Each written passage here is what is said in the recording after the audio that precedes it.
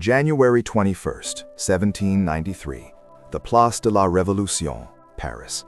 The air is biting, cold enough to freeze breath in the throat, but the crowd is sweating with anticipation. 20,000 soldiers form a perimeter, their bayonets creating a wall of steel between the people and the scaffold. A man steps out of a carriage.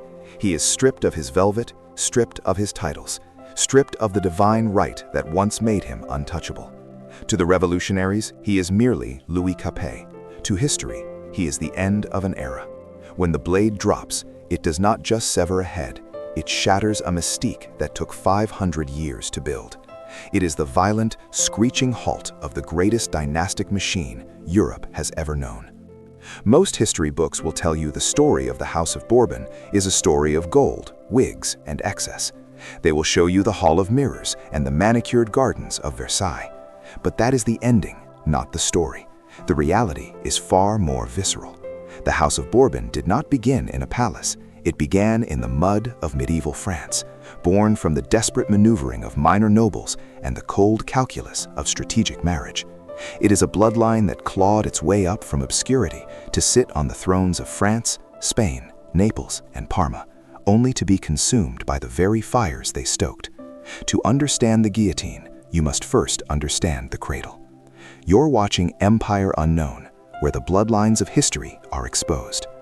The problem with understanding the Bourbons is that we look at them through the lens of their absolute power, forgetting the centuries they spent in the shadows, waiting for a door to open.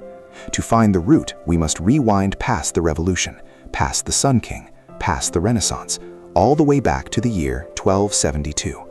The Kingdom of France is ruled by the Capetitians, a dynasty that has enjoyed what historians call the Capetian miracle, an unbroken line of fathers passing the crown to sons for 300 years. In this stable, suffocatingly secure world, a younger son named Robert, the Count of Clermont, marries a woman named Beatrix. Beatrix is the heiress to the lordship of Bourbon, a rugged central region of France named after a local deity of bubbling springs, Bourbon. It is a significant marriage, but not an earth-shattering one. Robert is a son of King Louis IX, which makes him royal, but he is a younger son. In the brutal mathematics of primogeniture, younger sons are spare parts. They are designed to support the crown, not wear it. Robert and Beatrix establish a house that is noble, wealthy, and respected, but they are fundamentally on the periphery. They are the princes of the blood, a title that carries immense prestige but little actual authority. For generations, this is the Bourbon existence, close enough to the throne to smell the power, but too far away to touch it. For 200 years, the Bourbons play the long game.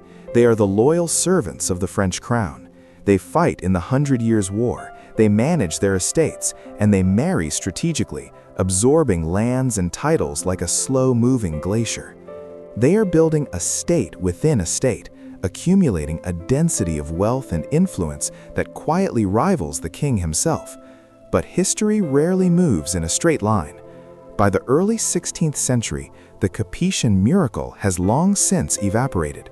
The main line has died out, replaced by the Valois cousins, and now the Valois themselves are faltering. The throne of France, once a rock of stability, is becoming a slippery, dangerous prize. This is where the narrative shifts from a chronicle of estate management to a high-stakes thriller. The 16th century brings a storm that no amount of medieval armor can deflect: the Protestant Reformation. Europe is cracking apart. The old certainties of the Catholic Church are being challenged by the new, fiery theology of Calvin and Luther. France is not immune. The nobility begins to fracture, using religion as a cloak for political ambition. And in this chaotic vacuum, the House of Bourbon makes a choice that will define their destiny. They begin to drift away from Rome. The figurehead of this shift is Antoine de Bourbon. He is a man of high birth but vacillating character, a prince of the blood who finds himself married to the fiercely intelligent and devoutly Protestant Queen of Navarre, Jeanne d'Albret. This marriage is the catalyst. It unites the immense wealth of the Bourbon lands with the independent Kingdom of Navarre in the south. Suddenly, the Bourbons are not just French dukes, they are monarchs in their own right, holding court in the Pyrenees, speaking a different dialect, and practicing a different faith. Jeanne d'Albret is the steel spine of the family. while her husband wavers, playing both sides of the religious divide to further his own ambition. Jean commits the House of Bourbon to the Huguenot cause, the French Protestants. This is a dangerous gamble. The French crown is the eldest daughter of the Church, the sacred protector of Catholicism. By aligning with the Protestants, the Bourbons are effectively declaring themselves enemies of the state establishment. They are transforming from loyal cousins into the leaders of a heavily armed opposition. The timing is catastrophic. The Valois king, Henry II, dies in a jousting accident, leaving the throne to his sickly young sons and his manipulative widow, Catherine de' Medici. The monarchy is weak, and when the monarchy is weak, the wolves come out. On one side, you have the House of Guise, ultra-Catholic hardliners bankrolled by Spain, determined to purge heresy with fire. On the other, the House of Bourbon, leading the Protestant faction, demanding religious freedom and political power. France descends into the wars of religion, a series of civil conflicts so brutal they make ordinary wars look civilized. It is a time of assassinations, massacres, and betrayals, where dinner parties end in stabbings and alliances last as long as the ink on the parchment. The Bourbons are in the thick of it. Antoine dies in battle, leaving his young son, Henry of Navarre, as the titular head of the family. This boy, Henry, is the key. He is the pivot point upon which the entire history of Europe is about to turn. Born in the South, his lips were rubbed with garlic and local wine at birth, a tradition meant to give him the strength and vitality of a peasant. He is raised not in the stifling velvet of the Parisian court, but in the rugged mountains of Navarre, educated in the hardship of war and the complexity of theology. He is charismatic, quick-witted, and dangerously likable. But his path to the throne seems impossible. Between Henry of Navarre and the crown of France stand the remaining Valois brothers, the powerful Guise faction, the Pope, the King of Spain, and the deep-seated hatred of the Parisian mob.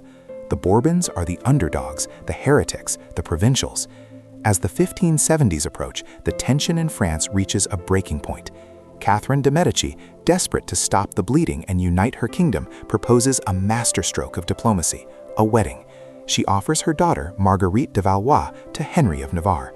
It is meant to be the wedding of the century, a symbolic union of Catholic and Protestant, Valois and Bourbon, North and South. It is sold to the public as a peace treaty sealed with a kiss. The Bourbon entourage rides north to Paris for the celebration.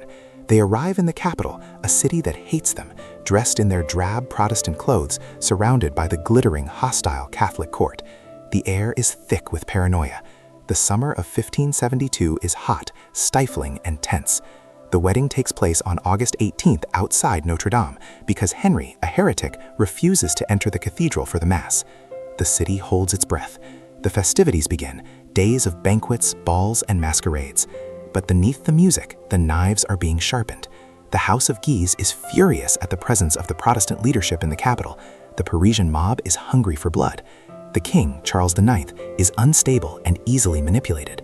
The stage is set not for a honeymoon, but for a slaughter. The Bourbons have walked into the lion's den, believing their royal blood will protect them. They are wrong.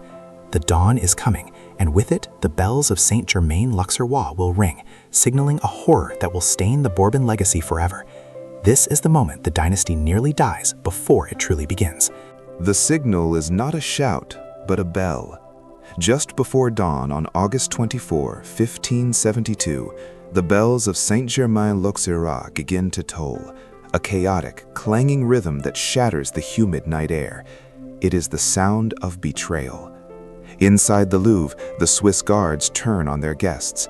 The Protestant nobility, asleep in their beds after days of celebrating the royal wedding, awake to the sound of boots in the hallway and steel being drawn. There is no trial, no negotiation, only the systematic liquidation of the Huguenot leadership. Admiral Coligny, the military father figure to Henry, is stabbed in his bedroom, his body thrown out the window to the baying mob below. Henry of Navarre, the 19-year-old bridegroom, is dragged from his chambers and brought before the unstable King Charles IX. The choice presented to him is stark and terrifyingly simple: death or the Mass. With the screams of his friends echoing through the palace corridors, Henry looks into the eyes of a king mad with bloodlust and chooses survival. He converts to Catholicism on the spot. He is spared the sword, but he becomes a prisoner in the very palace that was meant to welcome him. Outside, the violence spills into the streets of Paris, a contagion of hatred that lasts for days. The Seine runs red, choked with thousands of bodies, drifting past the Louvre as a grim reminder of the price of heresy. The Bourbon dream seems to have ended in a nightmare. For 4 years, Henry remains a captive of the court, a bird in a gilded cage. He is forced to watch as the Valois monarchy slowly rots from the inside. King Charles IX dies, sweating blood and haunted by the ghosts of the massacre, leaving the throne to his brother, Henry III. The new king is intelligent but erratic, obsessed with religious penitence one moment and extravagant luxury the next. Through it all, Henry of Navarre plays the part of the submissive courtier. He hunts, he gambles, he laughs at the insults thrown his way by the Catholic ultra-royalists. But behind the mask of the amiable fool, the Bourbon mind is sharpening. He is learning the art of patience, observing the shifting alliances, waiting for the cage door to creak open. In 1576, during a hunting trip, the opportunity arrives. Henry spurs his horse and does not look back, riding hard for the safety of the South. The moment he crosses the Loire, he sheds the forced Catholicism like a heavy cloak, reaffirming his Protestant faith and taking command of the Huguenot armies. The mask is off. The lion of the Pyrenees is loose, and the wars of religion reignite with a ferocity that threatens to burn France to the ground. What follows is the War of the Three Henrys, a triangular dance of death that feels more like a Shakespearean tragedy than history. On one side stands Henry III, the last Valois king, clinging to a crumbling authority. On the other is Henry of Guise, the charismatic, scarred hero of the radical Catholics, who effectively rules Paris and commands the mob. And hovering on the edges is Henry of Navarre, the legal heir to the throne, yet unacceptable to the majority of the kingdom because of his faith. The tension snaps in 1588. The Duke of Guise becomes too powerful, his ambition too naked. The king, fearing he is about to be deposed, invites Guise to a private council at the Château de Blois. As the Duke enters the king's chambers, he is set upon by the royal bodyguard. He falls, pierced by a dozen daggers, dying at the foot of the king's bed. Henry III kicks the corpse of his rival, reportedly muttering, "He seems larger dead than he was alive." But the assassination solves nothing. It merely unleashes the fury of the Catholic League. Paris revolts against the king, declaring him a tyrant. Desperate and friendless, Henry III has only one option left. He rides to the camp of his cousin and former enemy, Henry of Navarre. The two Henrys, the last Valois and the first Bourbon, join forces to besiege Paris. But the curse of the Valois is absolute. On August 1, 1589, a fanatical monk named Jacques Clement gains entry to the king's tent and plunges a knife into his stomach. As Henry III lies dying, the dynasty bleeding out with him, he summons Navarre to his bedside. He commands his officers to swear allegiance to his cousin. In that humid tent, amidst the smell of blood and incense, the crown passes. Henry of Navarre becomes Henry IV, King of France. But a title is not a kingdom. Henry IV is a king without a capital, a general without money, and a monarch rejected by his own subjects. The Catholic League refuses to recognize a heretic king. They call him the Béarnais, a mocking reference to his rural origins, dismissing him as a provincial usurper. Henry is forced to fight for every inch of French soil. He wages a brilliant military campaign, moving his cannons and cavalry with a speed that baffles his enemies. At the Battle of Ivry, he rallies his wavering troops with a cry that will echo through the centuries. "If you lose your standards, follow my white plume. You will always find it on the road to honor and victory." He crushes the League's armies, but Paris remains impregnable. The city locks its gates, starving rather than submitting to a Protestant. Henry besieges the capital, watching as the people inside resort to eating rats, leather, and even the bones of the dead. The suffering weighs heavily on him. He is not a butcher like the Guises. He is a father trying to reclaim his wayward children. He realizes that cannons will not open the gates of Paris. Only a gesture of supreme sacrifice can do that. He understands that to unite France, he must cease to be the leader of a faction and become the king of all. In July 1593, Henry makes the decision that defines his pragmatism. He announces his intention to convert to Catholicism once more. It is a political masterstroke, cynical to some, essential to others. Whether he actually said, "Paris is well worth a mass," the sentiment is undeniably true. On a Sunday morning at the Basilica of Saint Denis, Henry IV kneels and abjures Protestantism.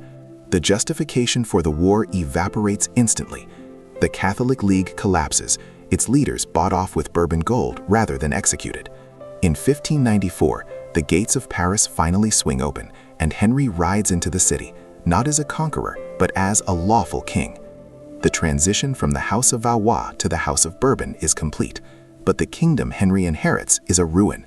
The economy is shattered, the fields are barren, and wolves roam the outskirts of uncontrolled villages. The treasury is empty, looted by decades of civil war. This is where Henry IV proves he is more than just a soldier. He is a statesman of genius. With his dour but brilliant minister, the Duke of Sully, he begins the reconstruction of France. They slash taxes for the peasantry while ruthlessly pursuing corruption among the tax collectors. They build roads, dig canals, and plant mulberry trees to jumpstart a silk industry. Henry's vision is paternal and incredibly modern. He famously declares that he wants every peasant in his kingdom to have a chicken in his pot on Sunday. He is the vert galant, the green gallant, a man of immense vitality who loves women, wine, and life with an infectious energy that begins to heal the national psyche. But his greatest achievement is the Edict of Nantes in 1598. For the first time in European history, a monarch legislates religious tolerance. It grants Protestants the right to worship and hold office, creating a state within a state to ensure their safety.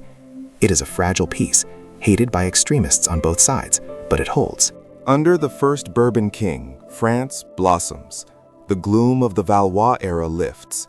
Paris is rebuilt, expanding with new squares and bridges like the Pont Neuf, designed not just for transport, but for the people to enjoy views of the Seine. The Bourbon dynasty establishes itself as a force of stability and prosperity. Yet the hatreds of the past have not vanished, they have merely gone underground. There are men who still see Henry not as the savior of France, but as the Antichrist, a false Catholic who betrayed the true faith.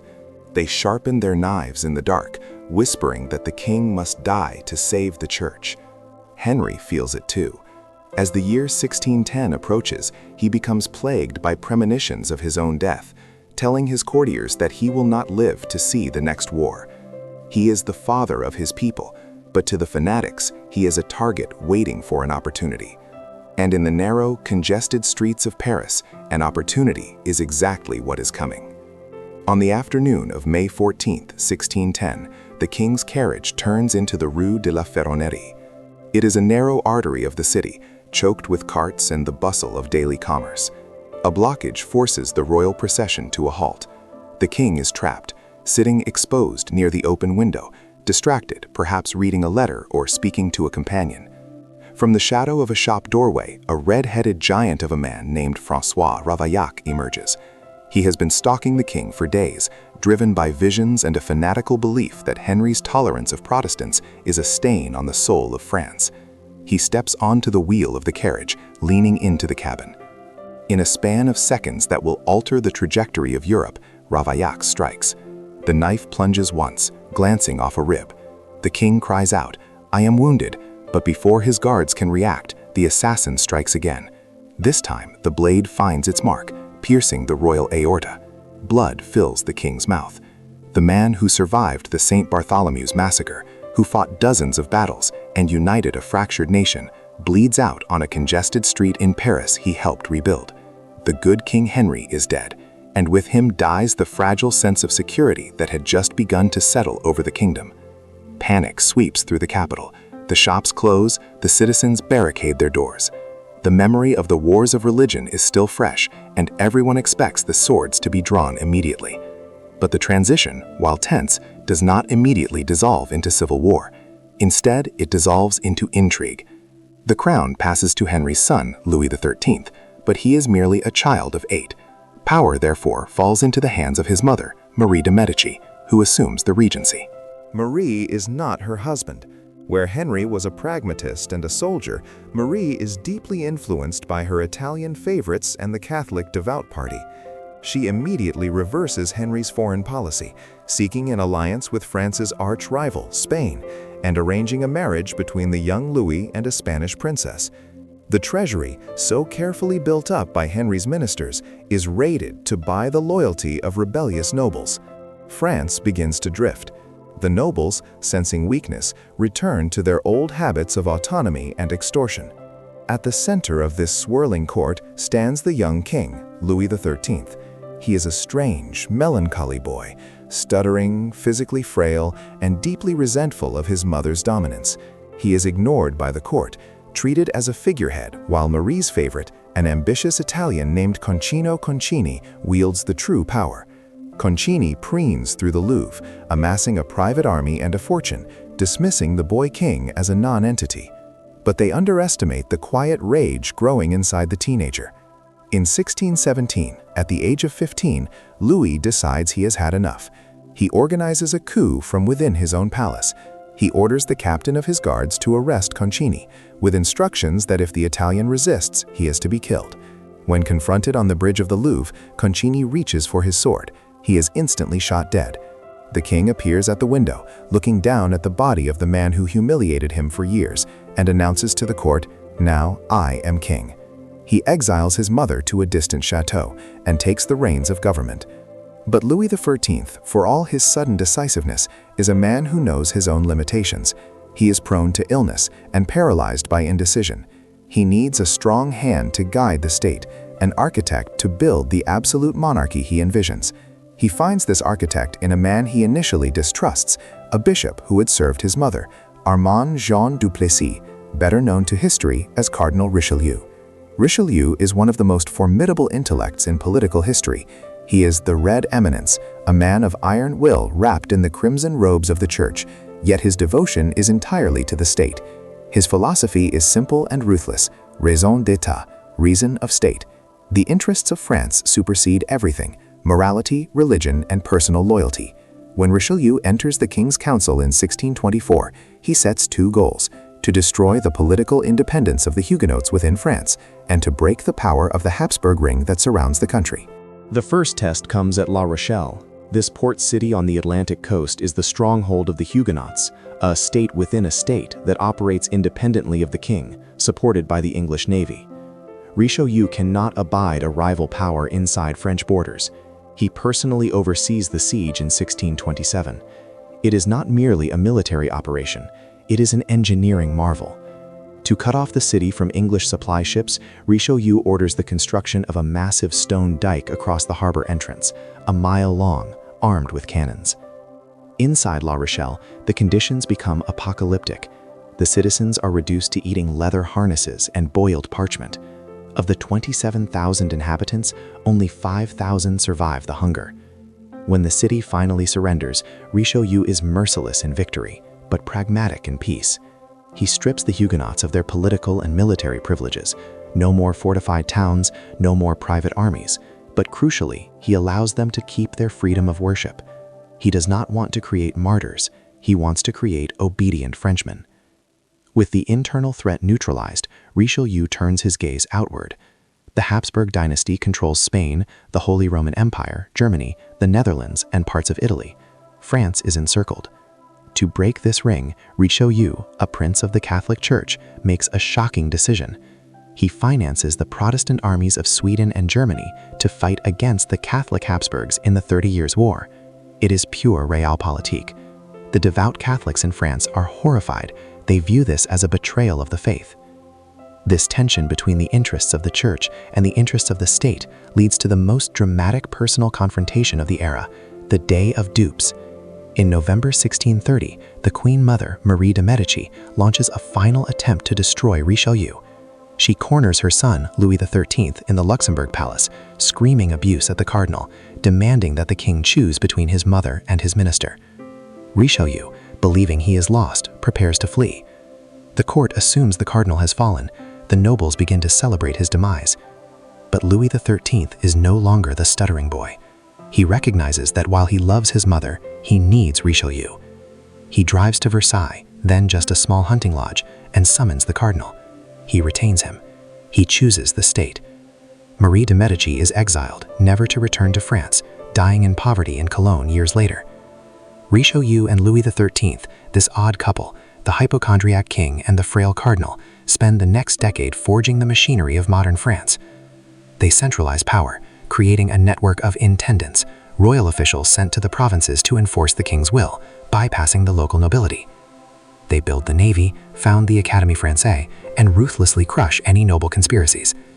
The executioner's axe swings frequently. However, the strain of total war and absolute governance takes its toll. In 1642, Richelieu, broken by years of illness and overwork, dies. He leaves behind a testament that serves as a blueprint for the future, but his death leaves a void. Less than 6 months later, Louis XIII follows him to the grave, dying of tuberculosis on the 33rd anniversary of his father's assassination. The cycle seems to be repeating: a child king, a foreign regent, this time Louis's mother, Anne of Austria, and a restless, hungry nobility waiting to claw back the power Richelieu had stolen from them. The atmosphere in Paris shifts from mourning to a predatory anticipation. The great nobles, the judges of the parliament, and the princes of the blood believe that the era of absolutism has died with the cardinal. They are wrong, but the lesson will be bought in blood. Before the Sun King can rise, France must descend into chaos one last time. The Regency government, led by Richelieu's hand-picked successor, Cardinal Mazarin, is unpopular and financially desperate. They levy new taxes on a population already crushed by the cost of the 30 Years' War. The simmering resentment boils over into a series of civil wars known as the Fronde. This is not a war of religion, but a war of anarchy. The mob storms the royal palace. At one point, the young Louis XIV is forced to feign sleep in his bed, while rioters march through his bedroom to ensure he hasn't been spirited away. On another freezing night, the royal family is forced to flee Paris entirely, humiliated and terrified. These traumatic nights sear themselves into the memory of the boy king. He learns a lesson that will define the next century of European history. The nobles are not to be trusted. Paris is a dangerous beast, and a king must have power so absolute that no one ever dares to wake him in the night again. The Fronde is a messy, shifting conflict, a tangle of shifting alliances, where famous generals switch sides for money and duchesses lead armies. But as the dust settles, the alternative to royal authority becomes clear. It is chaos. The people of France, exhausted by disorder, look to the young monarch as their only hope for stability. When Cardinal Mazarin finally dies in 1661, the ministers ask the 22-year-old Louis XIV to whom they should address themselves now. They expect him to appoint a new first minister, a new Richelieu or Mazarin, to do the heavy lifting. Louis looks at them with a terrifying, icy calm and replies, "To me." The age of the ministers is over. The age of the Sun King has dawned. But to understand the sheer scale of what Louis XIV is about to build, we must look at the canvas he inherits. France is the most populous nation in Europe, a military giant, but it is culturally still finding its footing. Louis does not just want to rule France, he wants to be France. And to do that, he needs a stage that outshines every other court on earth. He turns his eyes away from the Louvre, away from the rebellious streets of Paris, and looks toward a swampy hunting lodge 12 miles to the southwest. He looks toward Versailles. To build a world from nothing requires a will of iron, and Louis possesses it in terrifying abundance. Versailles is not merely a renovation project, it is a declaration of war against nature itself. The site is a mosquito-infested bog, ill-suited for anything but hunting, yet Louis commands that it become the center of the universe. Thousands of laborers die of malaria draining the swamps. Rivers are diverted. Mature forests are uprooted and marched across the country to be replanted in perfect geometric lines. The cost is astronomical, a hemorrhage of the state's treasury that would make lesser kings tremble. But Louis understands the economics of perception. He is building a gilded cage, and he intends to trap the entire French aristocracy inside it.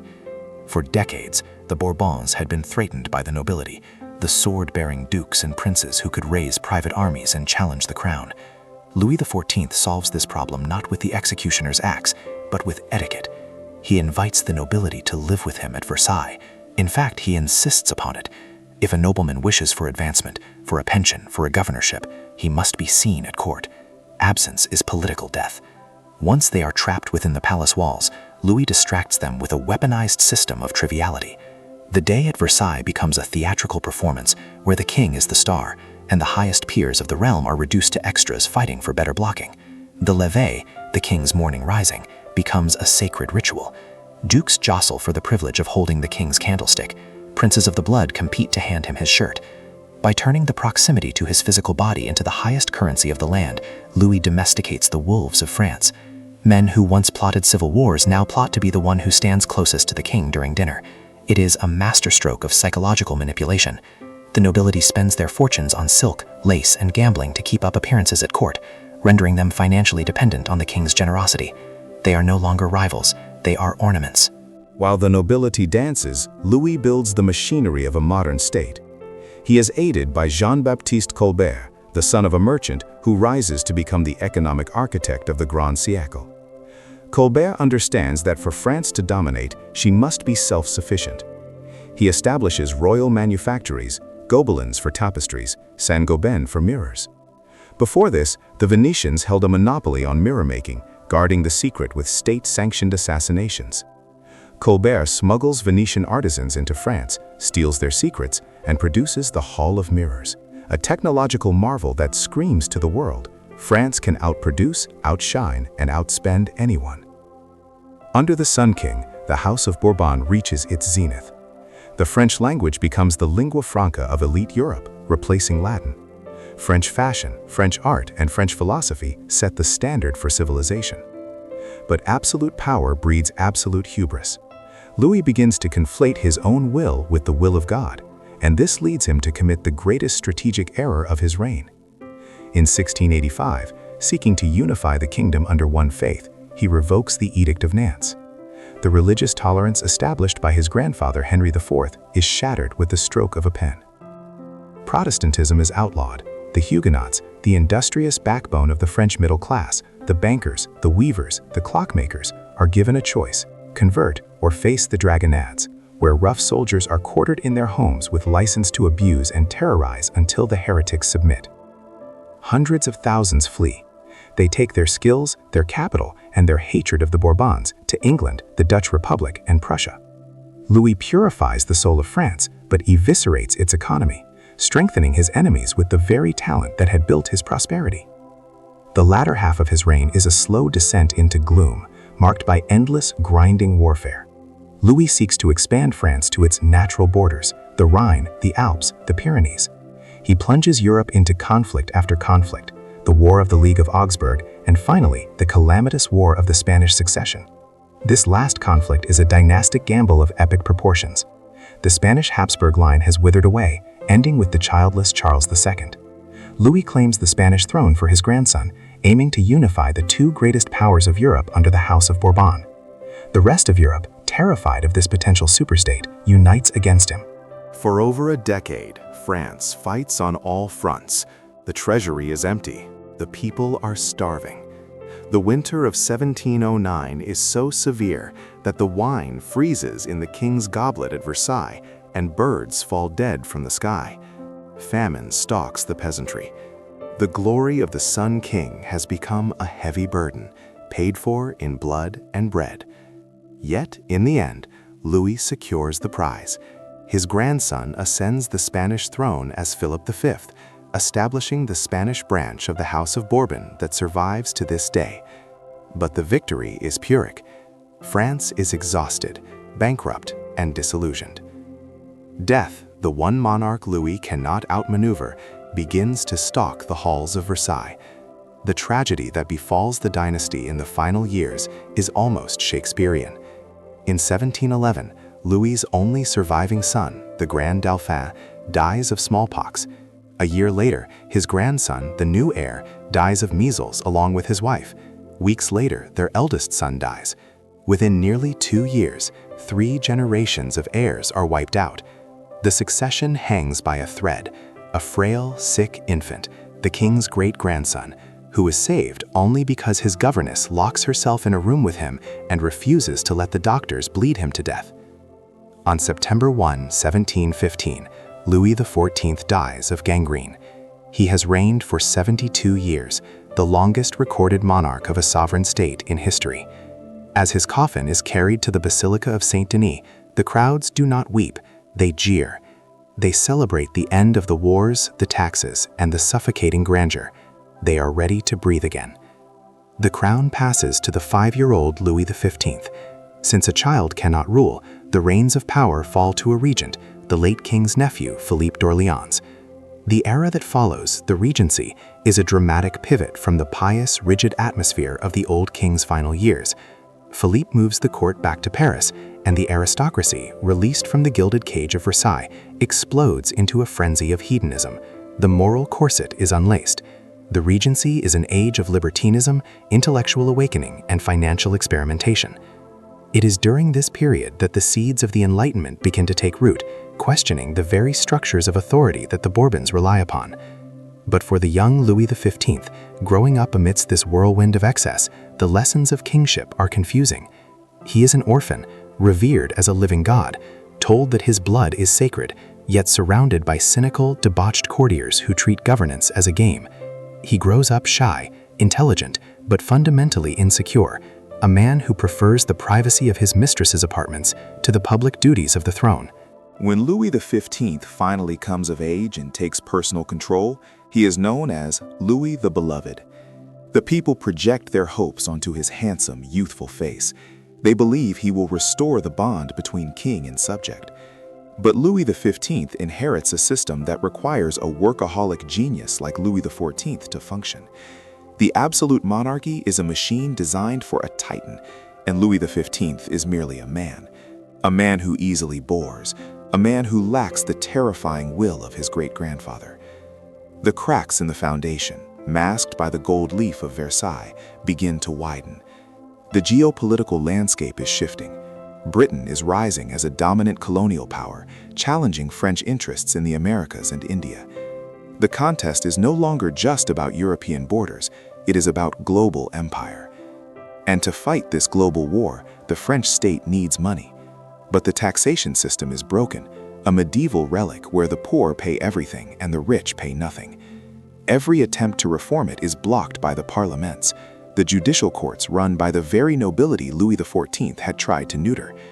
The nobles have returned from their domestication with a vengeance, using the language of liberty to protect their privileges.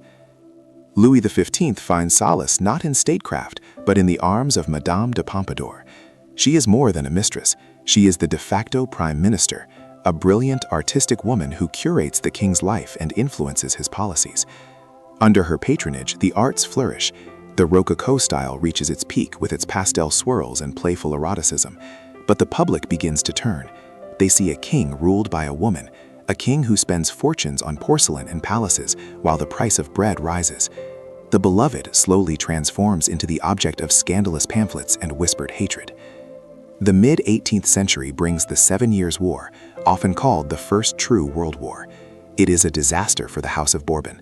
France is humiliated, stripped of her colonies in Canada and India. The global empire is dismantled by the British Navy.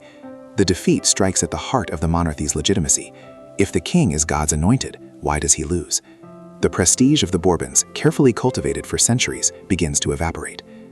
In the streets of Paris, the mood sours.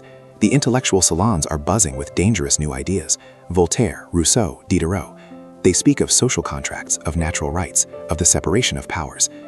These are not just abstract concepts, they are direct challenges to the divine right of kings.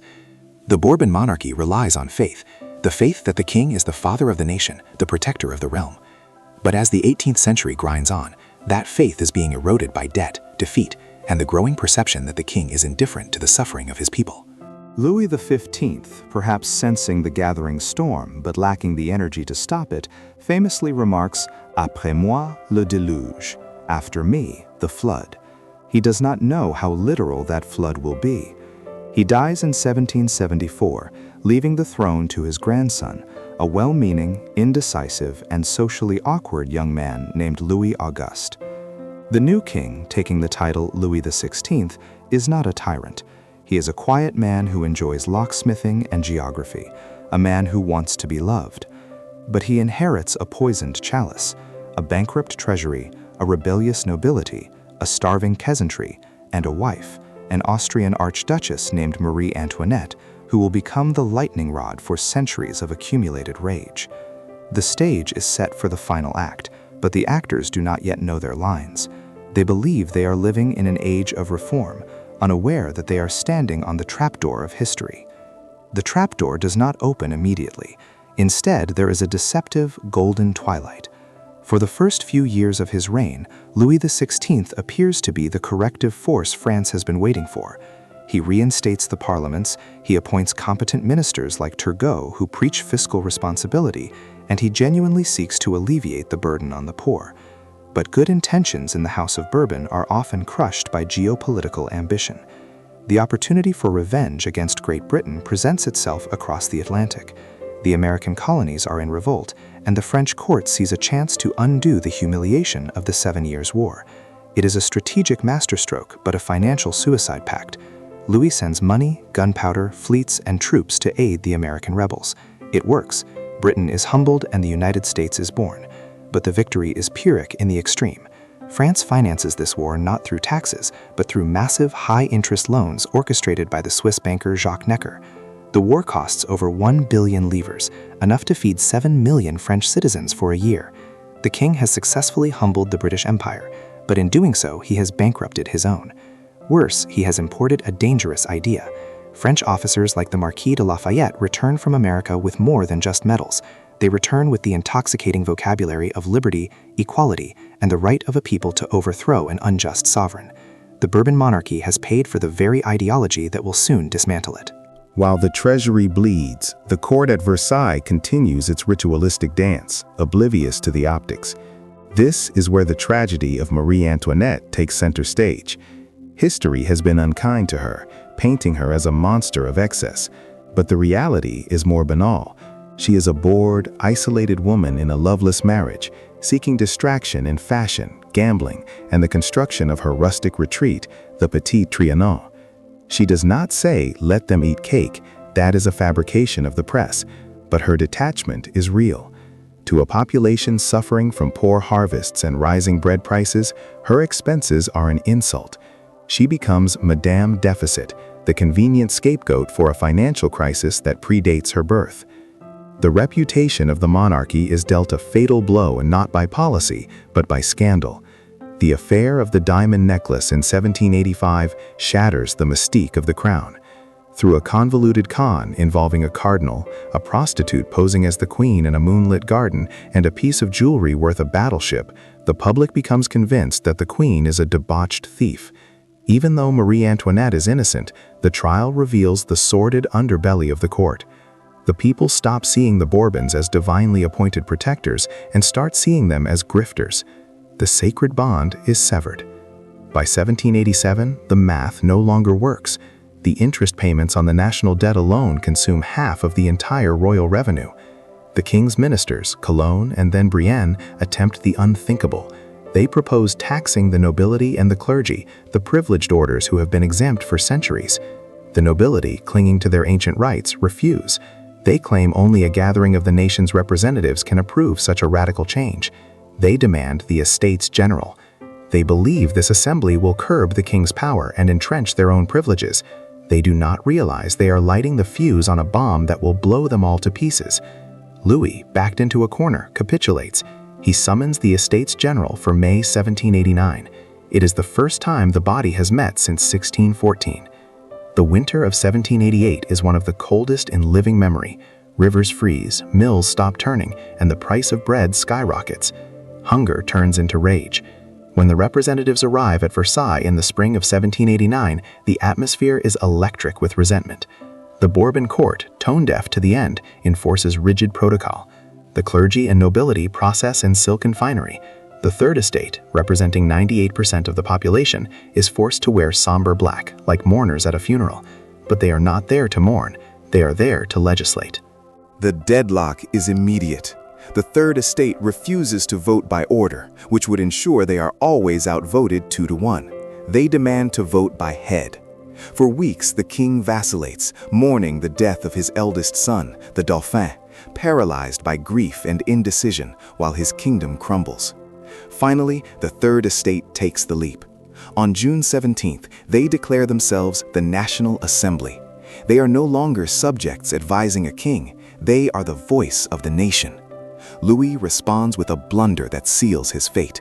He locks the hall where the assembly is meeting, ostensibly for repairs. Interpreting this as a royal coup, the deputies gather in a nearby indoor tennis court. There, amidst the smell of sweat and damp wood, they swear an oath not to disband until they have given France a constitution. The absolute monarchy dies in that tennis court. The king plays a double game.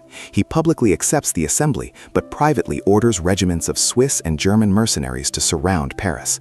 The city, already a powder keg of hunger and paranoia, explodes. The people need gunpowder to defend themselves against the royal troops. They know where to find it. On July 14, 1789, a mob descends on the Bastille. This medieval fortress is a prison, yes, but more importantly, it is a symbol of Bourbon despotism. The fighting is chaotic and bloody. The governor of the Bastille attempts to surrender, but the crowd is beyond negotiation. He is dragged out, stabbed, and shot. A butcher named Desnat decapitates him with a pocket knife.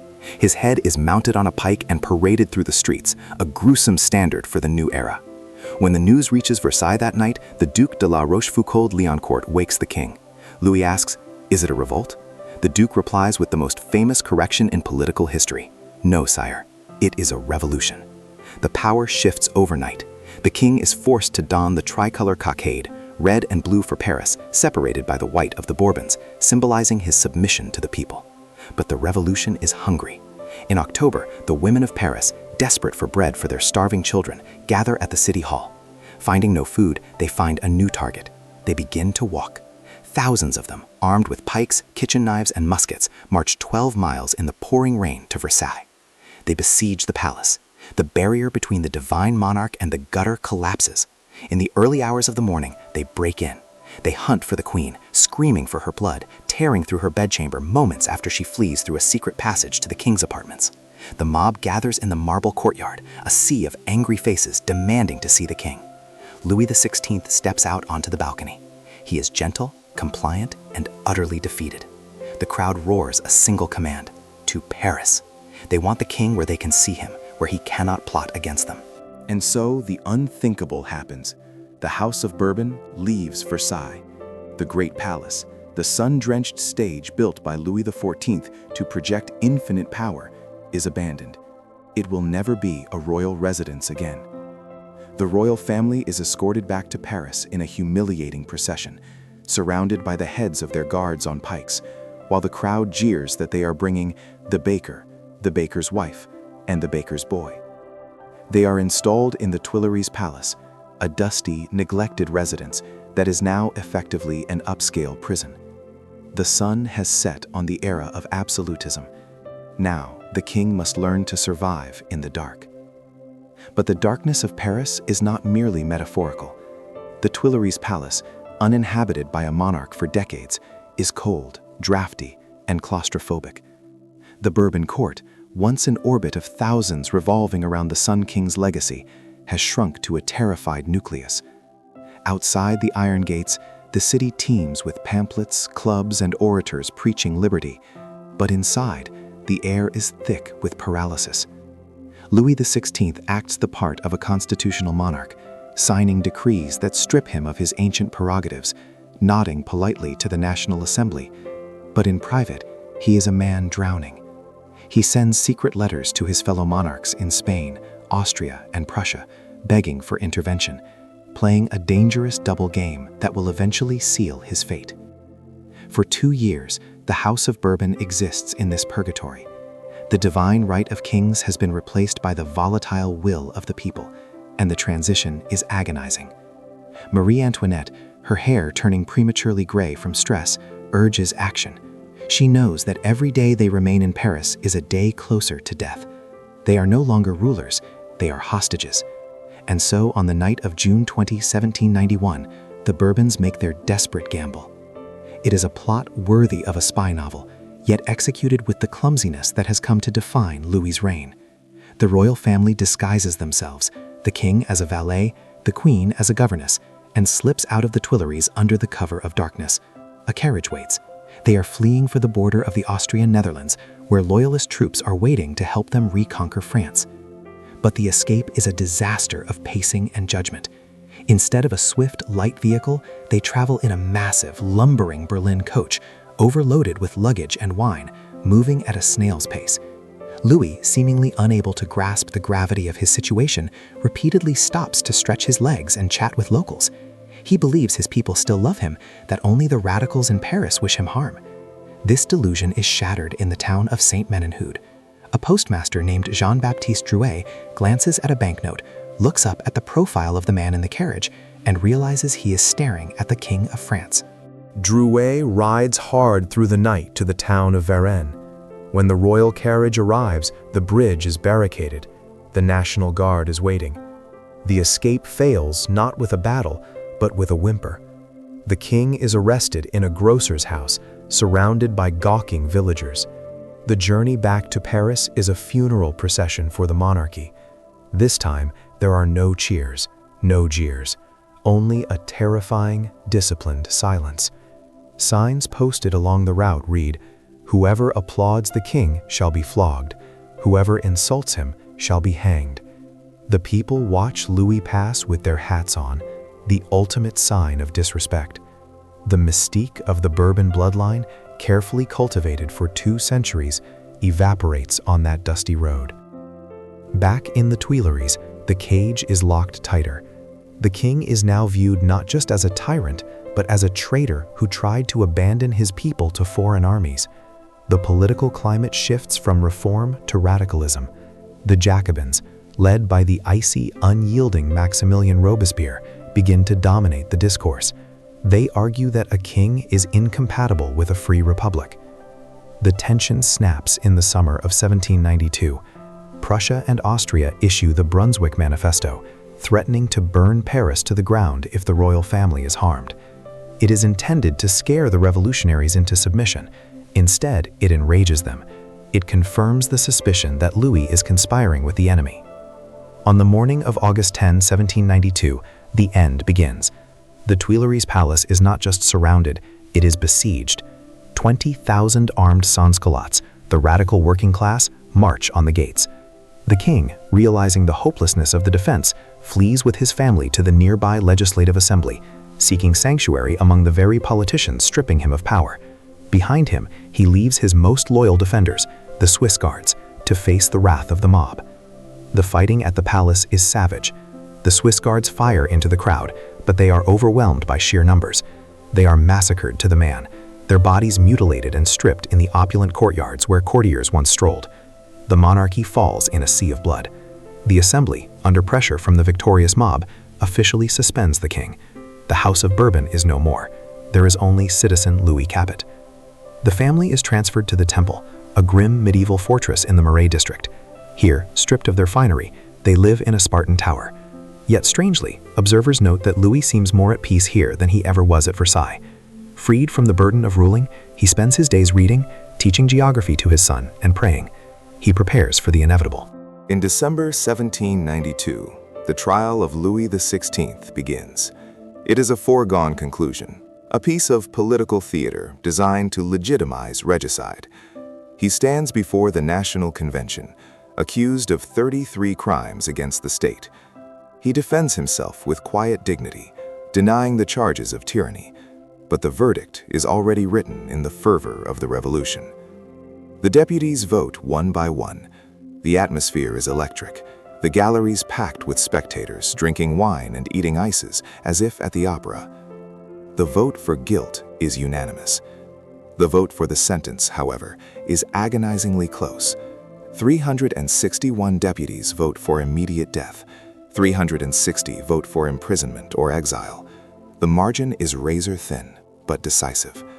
Among those voting for death is Philippe Égalité, the former Duke of Orleans, the king's own cousin, a final bitter betrayal from within the Bourbon line itself. On the morning of January 21st, 1793, Paris wakes to a heavy fog. The city is under martial law. 80,000 soldiers line the streets, cannons loaded, to prevent any rescue attempt. Louis is woken at 5 a.m. He attends a private mass, says a tearful goodbye to his valet, and enters the carriage. The ride to the Place de la Révolution, formerly the Place Louis XV, is slow. The king reads the psalms of the dying. When he arrives, the square is filled with a massive, silent ocean of people. The guillotine stands stark against the gray sky, a machine of industrial efficiency designed to erase the past. Louis steps onto the scaffold.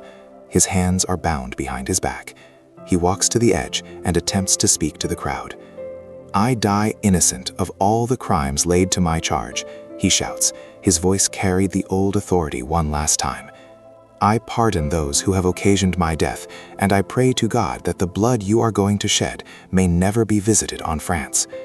He tries to say more, to finish his final declaration, but the commander of the National Guard orders the drums to roll. A thunderous, rhythmic beating drowns out the voice of the king.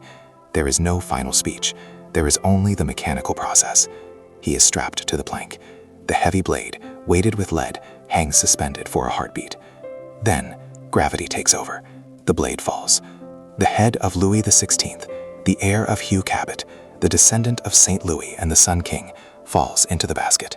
The executioner lifts the severed head by the hair and displays it to the crowd. For a moment, there is a collective gasp, a shock at the reality of what has been done. Then, the cry begins, hesitant at first, then swelling to a roar.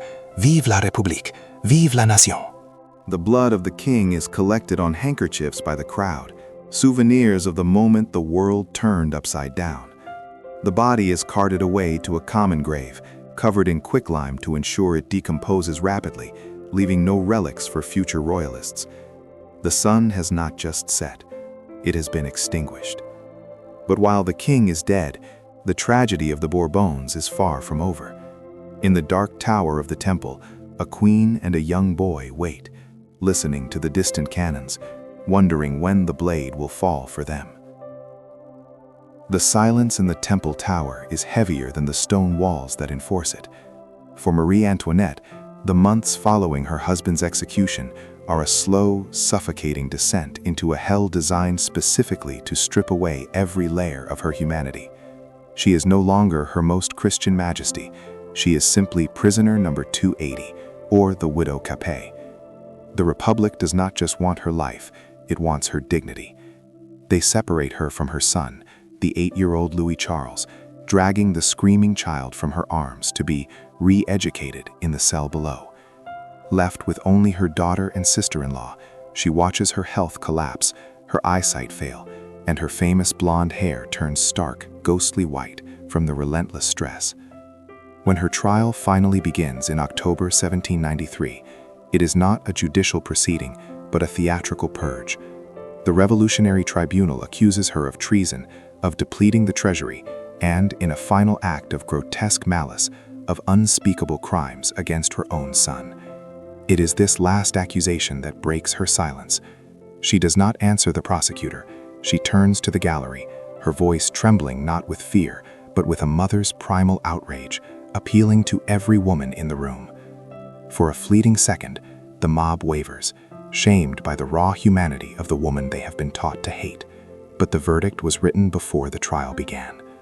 On the morning of October 16th, she is dressed in a simple white dress, her hands bound behind her back, seated not in a covered carriage like the king, but on an open tumbrel cart, exposed to the jeers of the Parisian rabble. She sits straight, her Habsburg jaw set in defiance, refusing to weep. As she climbs the scaffold, she accidentally steps on the executioner's foot. "Pardon me, sir," she whispers. "I did not do it on purpose."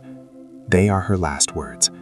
The blade drops, and the head of the woman who once embodied the glittering excess of Versailles is held up to a cheering square. But the true tragedy of the Bourbons lies in the darkness of the cell she left behind. The young Louis Charles, now technically Louis XVII to the royalists in exile, never sees a coronation. He is placed in the care of a cobbler named Antoine Simon, tasked with turning the royal prince into a republican citizen. The boy is forced to drink alcohol, taught to curse his parents' memory, and sing revolutionary anthems. When Simon leaves, the treatment worsens. The child is sealed in a dark, windowless room, his food passed through a barred slot. For 6 months he lives in absolute squalor, without light, without conversation, wallowing in his own filth, his body consumed by scabies and tuberculosis. He stops speaking, he stops hoping. On June 8, 1795, the 10-year-old King of France dies in silence, a victim not of the guillotine, but of a calculated, brutal neglect. His heart is cut out during the autopsy, smuggled away in a jar of alcohol, a grim relic that would take 2 centuries to be identified by DNA, finally proving the lonely death of the lost Dauphin.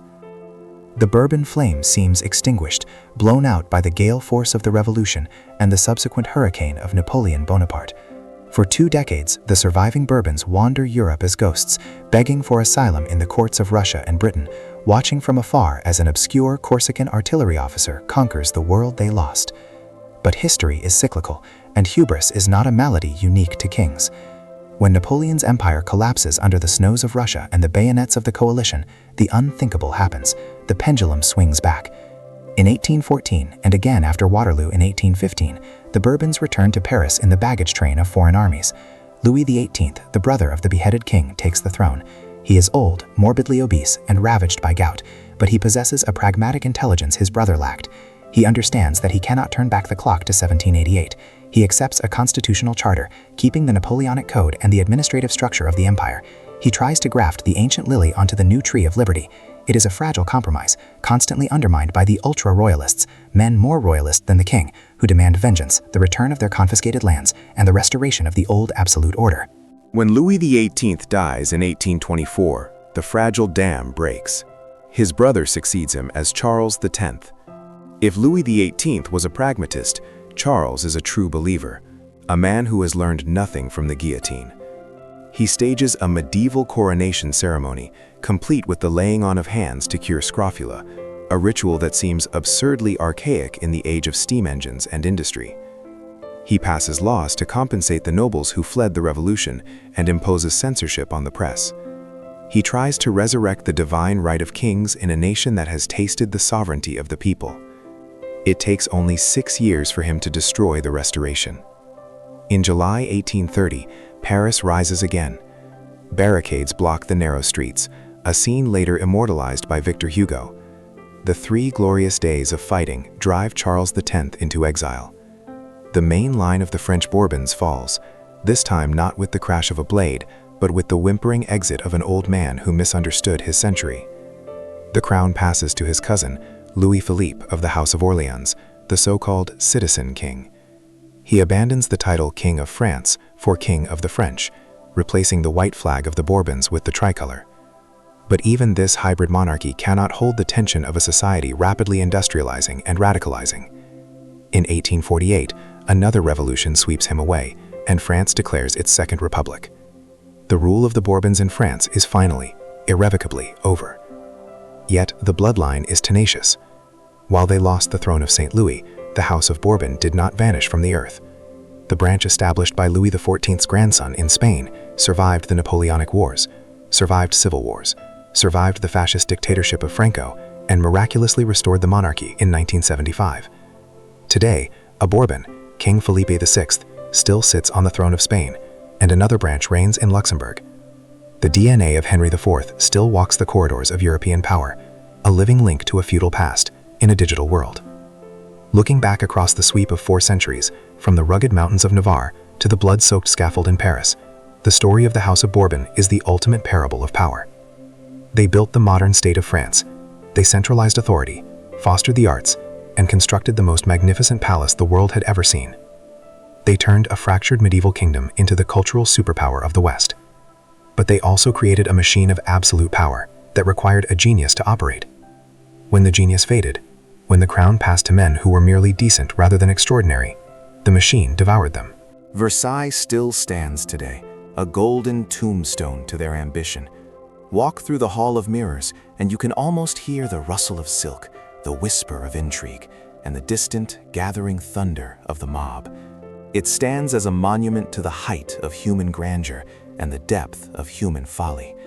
The Bourbons proved that a dynasty can build a heaven on earth, but if they forget the people who carry the stone, that heaven will inevitably collapse upon their heads.